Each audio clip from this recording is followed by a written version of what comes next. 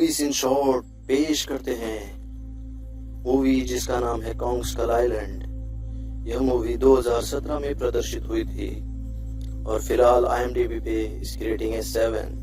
Movie की शुरुआत में हमें द्वितीय विश्व युद्ध का समय दिखाया गया है और हम देखते हैं कि पहले एक अमेरिकन प्लेन गिरता है और फिर अगले ही पल एक जापानीज फाइटर प्लेन भी क्रैश हो जाता है और उसमें से निकला हुआ जापानीज पायलट अमेरिकन पायलट को मारने की कोशिश में जंगल की ओर भागने लगता है और तभी हमारा सामना पहली बार एक महाकाय जानवर से होता है। दरअसल यही कॉन्ग होता है जो हमारी मूवी का मुख्य किरदार है। यहीं पर मूवी का पहला पड़ाव भी खत्म हो जाता है। मूवी की शुरुआत में दिखाया हुआ अमेरिकन पायलट मूवी के अगले पड़ाव में एक छोटी मगर अहम भूमिका में आगे दिखाई पड़ता है। इसके बाद सीन शिफ्ट होता है और हम देखते हैं 1973 का समय। ये वो समय था जब नई नई वैज्ञानिक खोजों से दुनिया बदल रही थी। इंसानों ने आकाश में उपग्रह छोड़ के दुनिया के हर एक इलाके की मैपिंग कर ली थी और इसी दौरान अमेरिका ने वियतनाम की जंग से पीछे हटने की घोषणा भी कर दी थी। और हम देखते हैं कि तभी बिल रेंडा नाम का एक शख्स, एक अमेरिकन सीनेटर जिसका नाम विलिस होता है, उससे मिलने पहुंचता है। दरअसल बिल के पास एक पहले कभी ना देखे गए और रहस्यमयी द्वीप का उपग्रही नक्शा होता है। बिल बताता है कि इस आइलैंड का जिक्र प्राचीन कथाओं में पाया जाता रहा है। दरअसल बिल अमेरिकन सरकार से इस आइलैंड पे एक खोजी अभियान शुरू करवाने की उम्मीद से आया हुआ था, पर सेनेटर बार बार किसी भी खोजी अभियान को शुरू करवाने में इंटरेस्टेड नहीं होता है। फाइनली बिल आखिरी दाव खेलता है। वो कहता है उस आइलैंड को कहीं अमेरिकन से पहले रशियंस खोज ना लें। ये बात सेनेटर को सोचने पे मजबूर कर देती है। सेनेटर मान जाता है और इसके बाद एक बड़ी रिसर्च की शुरुआत की नींव पड़ जाती है। बिल चुपके से सेनेटर से अपने इस खोजी अभियान के लिए कुछ अमेरिकन सोल्जर्स की पलटन भी मांग लेता है। इसके बाद वियतनाम की जंग से वापस अमेरिका लौटने की तैयारी कर रहे अमेरिकन फ्लीट दिखाई जाती है। अब हम देखते हैं कि कर्नल पैकर्ड और उसके कुछ गिने चुने साथियों को इस अभियान पे जाने का हुक्म दिया जाता है। पैकर्ड के लिए जंग करते रहना ही जिंदगी का एकमात्र मकसद है और ऐसा ही साफ साफ दिखाई देता रहता है। पैकर्ड की जीत ही इस मूवी में पैकर्ड को एक नेगेटिव कैरेक्टर के रूप में प्रस्तुत करती है और यही मूवी में हम आगे देख पाते हैं। बिल अपने साथ एक प्रोफेशनल ट्रैकर यानी दिशा दर्शक को भी अपने साथ जोड़ लेता है जिसका नाम कॉनराड होता है। कॉनराड बिल को आगाह करता है कि इस अनजान आइलैंड पे कौन कौन से खतरे पेश आ सकते हैं। बिल की इस टीम में मेसन वीवर नाम की एक फीमेल फोटोग्राफर भी होती है। मिशन पे जाने से पहले सारी टीम की एक ब्रीफिंग होती है जिसमें आइलैंड पे पहुंचते ही वहां की जमीन पर उतरने से पहले वहां जमीन पर साइंटिफिक इंस्ट्रूमेंट्स गिराए जाने की बात डिस्कस होती है। 3 दिन बाद पूरी रिसर्च निपटा के सबको वापस लौटना था एक स्पेसिफिक लोकेशन पर जहां से वापसी के लिए शिप पे चढ़ना था। शिप मिस करने वाला या वक्त पे ना पहुंचने वाला शख्स हमेशा के लिए उसी आइलैंड पे अटक जाने वाला था। ब्रीफिंग के दौरान रिसर्च का असल मकसद संदेह पैदा करता रहता है। इसके बाद हम देखते हैं कि पूरी टीम हंसी मजाक करते हुए शिप पे होती है। शिप जैसे ही आइलैंड की ओर निकलता है तब आइलैंड पे तूफानी बादल मंडरा रहे होते हैं। भयावह तूफान को देख फील्ड ऑफिसर इस मिशन को टालने की बात करता है, पर रेंडा और कर्नल दोनों अपने इरादों पे डटे रहते हैं। कुल मिला के शिप से 13 मिलिट्री हेलीकॉप्टर्स उड़ते हैं आइलैंड की ओर। सभी हेलीकॉप्टर्स को खतरनाक तूफान और कड़कती बिजलियों का सामना करना पड़ता है। जैसे तैसे करके उस भयानक तूफान से बच के सभी हेलीकॉप्टर बिना किसी दुर्घटना के पार हो जाते हैं, पर असली खतरा तो उनके लिए और आगे इंतजार कर रहा होता है। आगे पहुंचते ही हेलीकॉप्टर से आइलैंड पे जमीन पर वही साइंटिफिक इंस्ट्रूमेंट्स एक एक करके गिराए जाते हैं जिससे धमाकों के साथ विस्फोट होने लगते हैं। और तभी हम देखते हैं कि एक बड़ा सा पाम ट्री हेलीकॉप्टर पे एकदम से हवा में से आके गिर जाता है और वही हेलीकॉप्टर विस्फोट के साथ क्रैश हो जाता है। फिर हम कॉन्ग की एंट्री देखते हैं और वो बड़ा सा जानवर एक दूसरे चलते हुए हेलीकॉप्टर्स को हवा में ही पकड़ के पटक देता है। शुरुआत में कॉन्ग ही नेगेटिव किरदार नजर आता है, पर वो ऐसा क्यों करता है ये हम आगे मूवी में ही समझ पाएंगे। यहाँ अचानक से हुए हमले के कारण हड़बड़ाहट में टीम कॉन्ग पे अटैक कर देती है और गुस्सेल कॉन्ग एक एक करके सारे हेलीकॉप्टर्स क्रैश करता जाता है और अंत में सारे हेलीकॉप्टर कॉन्ग द्वारा तबाह कर दिए जाते हैं। तभी हम कर्नल पैकर्ड की आंखों में खुन्नस भरी हुई साफ साफ देख पाते हैं। पूरी टीम के पास ऑफिस नॉर्थ की तरफ 3 दिन के अंदर पहुंचने के सिवाय कोई और चारा नहीं बचता। इस पूरी दुर्घटना के बाद अब टीम के पास शिप पर कांटेक्ट करने का हर एक जरिया भी खत्म हो जाता है। अब पूरी की पूरी रिसर्च भी एक झटके में अधूरी रह जाती है। टीम के पास अब सिर्फ गोला बारूद ही बचता है, जिसको टीम अब डिफेंस से ज्यादा ऑफेंस के लिए इस्तेमाल करने वाली होती है। कर्नल और रैंडा के बीच की बातचीत से हमें पता चलता है कि रैंडा इस कॉन्ग नामी दैत्याकार जानवर के मौजूदगी का सबूत जुटाने के लिए वहां आया था। रिसर्च तो बस एक बहाना होता है। रैंडा अपनी पिछली जिंदगी की कहानी बताता है, जिसके तार उसकी 30 साल पहले की आप बीती से जुड़ते नजर आते हैं और रैंडा सिर्फ अपने आप को साबित करने के लिए इस आइलैंड पे आया था। टीम के बचे हुए मेंबर्स अलग थलग नॉर्थ की ओर शिव की तय जगह की तरफ जाने लगते हैं। कॉनराड के साथ जो मेंबर्स होते हैं उनका सामना तालाब में डूब के नहाने वाले महाकाय सांड से होता है। यह सीन इफेक्ट वाइज मूवी की one of the best scene है। दूसरी ओर कर्नल पैकर्ड अपने साथियों की मौत का बदला लेने की कसम खाता है। ऐसे ही खतरनाक माहौल में आगे बढ़ते हुए कर्नल के टीम मेंबर्स का सामना छद्मावरण में छुपी एक बहुत बड़ी मकड़ी से होता है, जिसके पैर बांस के जैसे होते हैं और वह बांस की झाड़ियों में बैठ के शिकार करती है ताकि उसको कोई आसानी से देख ना ले। सीन शिफ्ट होके कॉनराड के टीम मेंबर्स पे पहुंचता है, जिनका चलते चलते एक आदिवासी जमात से सामना होता है और तभी हम देखते हैं वही अमेरिकन पायलट जो मूवी के शुरुआत में दिखाया गया था। दरअसल उसको अभी उस खतरनाक जंगल में रहते हुए पूरे 28 साल 11 महीने गुजर चुके हैं और अब वो बूढ़ा हो चुका है। बूढ़ा पायलट रात को वहां उस जगह पे रुकने पर खतरा होने की बात करता है। सीन शिफ्ट होता है और एक सिपाही चैपमन एक बड़ी नदी के पास पानी भरने को होता है।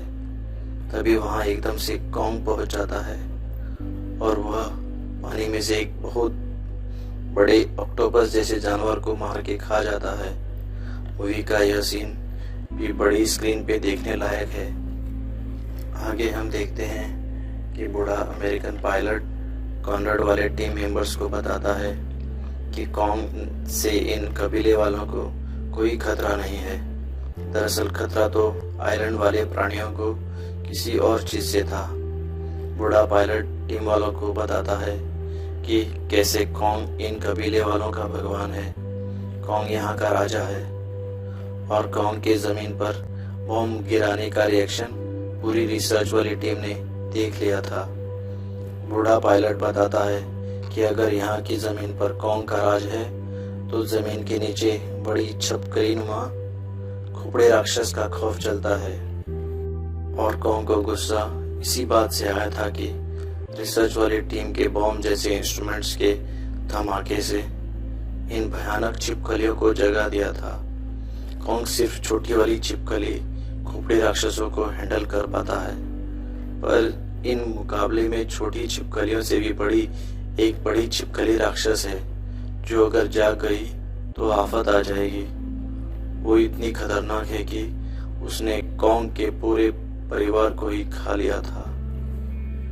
कॉनरेड बूढ़े पायलट को बताता है कि उसकी टीम को 3 दिन में नॉर्थ की तरफ पहले से निश्चित जगह पे पहुंचना है ताकि सब टीम वालों का रेस्क्यू किया जा सके। इस पे बूढ़ा पायलट बताता है कि इतने सारे खतरों से बच के पैदल 3 दिन में यह सफर नामुमकिन है। फिर बूढ़ा पायलट कॉनरेड वाली टीम को उसकी छोटी सी मॉडिफाइड बोट दिखाता है जिसको उसने अपने क्रैश प्लेन और उसके इंजन से बनाया हुआ था।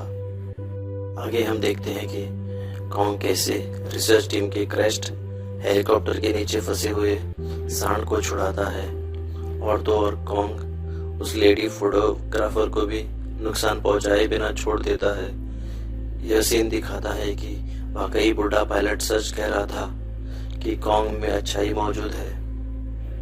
अब हम देखते हैं कि बूढ़े पायलट के शिप की टीम मरम्मत कर रही है जिससे उनका सफर आसान हो जाए। तभी सीन शिफ्ट होता है और चैपमैन को एक खोपड़ी राक्षस मार देता है।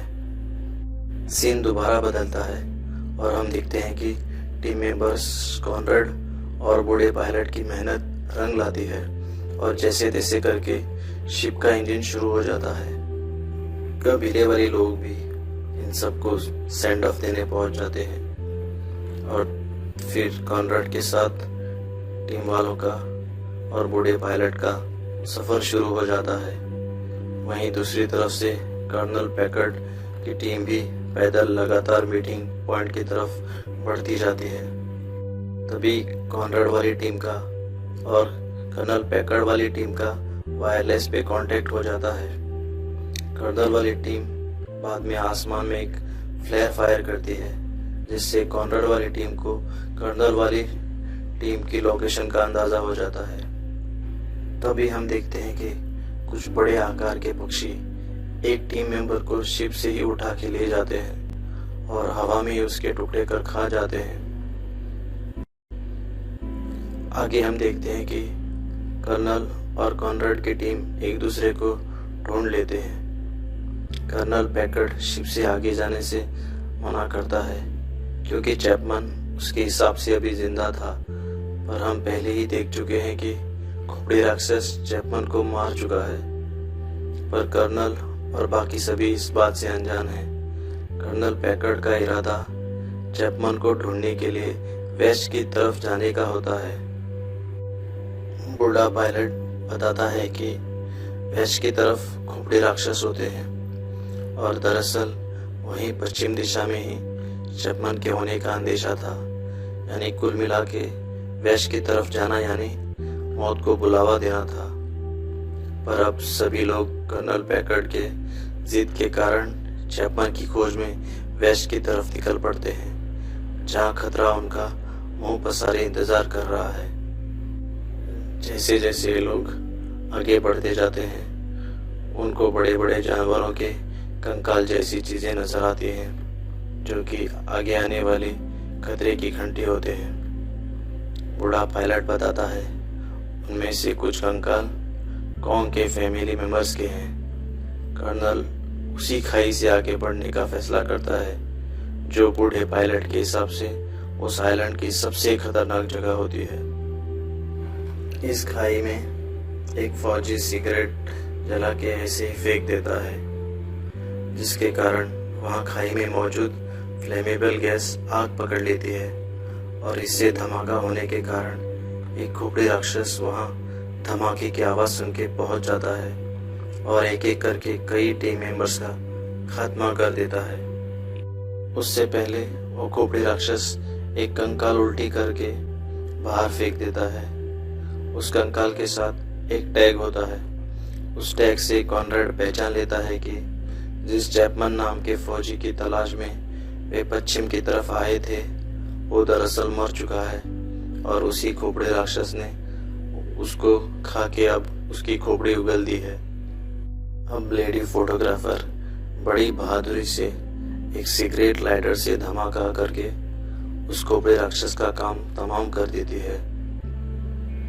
कॉनरेड कर्नल पैकर्ड को बताता है कि चैपमैन पहले ही मर चुका है, पर कर्नल पैकर्ड जिद करता है कि उसको चैपमैन के क्रैश हुए हेलीकॉप्टर के पास जाना है ताकि वो विनाशकारी हथियार उस हेलीकॉप्टर में से ले सके, ताकि उससे वो कॉन्ग से अपने मरे हुए साथियों की मौत का बदला ले सके।